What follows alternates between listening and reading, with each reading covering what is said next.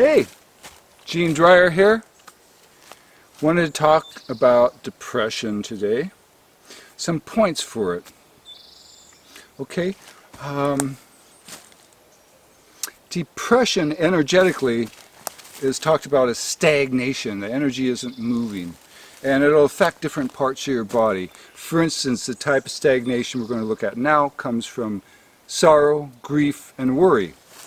Those three emotions, if they go on too long, will affect the chi in your chest area, stagnating it, making it affect your lungs and heart and the pericardium, the sac that surrounds your heart.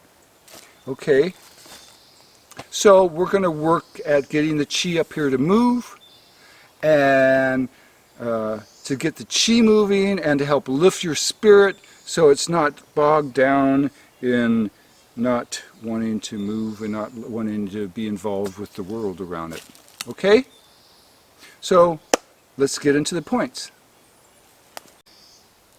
A important area to focus in on with the chest is finding your rib cage, and then there's a xiphoid process, this little piece of cartilage that hangs down.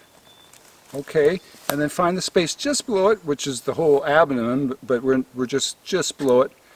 I like doing this. I like holding my knuckles and my thumb along the center line. And I put my pinky knuckle below the xiphoid process, the next knuckle on the xiphoid process, and going up the sternum like this.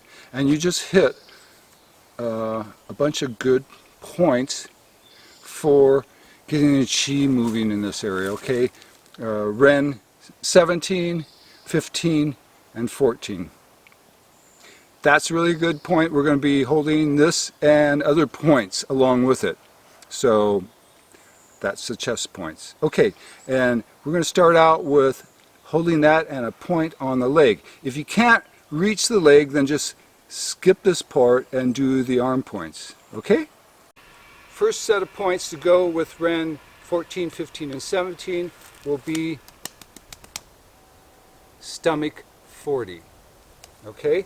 Stomach 40 is a distal point, a point on the legs, which is great for getting the chi moving in the chest area, along with Ren 14, 15, and 17, okay? So if you can reach down here, then use the points. If you can't, that's okay. We will use other points which will help get the chi moving up here. So don't worry about that. Now, it's found on the outside of the legs between the shin bone or the tibia and this smaller bone which is called the fibula. Now, next to those bones are muscles. So, and there's a gap in between those muscles, a valley, as it were. And if you find it, then you've found where stomach 40 hangs out. Okay? And if you don't, that's fine. Sometimes it can be hard to find things down here. Just lay your whole hand flat over the area, and you're doing wonderfully. Okay? So how far up and down this leg? We're going to use this unit of measure, primo. If you put your pinky on the highest point of your ankle bone and go up between these two bones, there you go, stomach 40. Okay, it's also, you can measure down the same distance. So you find the kneecap, find the bottom of it, come out laterally and measure the same unit down, and look at that, bang bang, makes it easy. Come down or come up, one primo distance, put your fingers down and hold here, and you're doing good. And from here we can go on to points on the arm.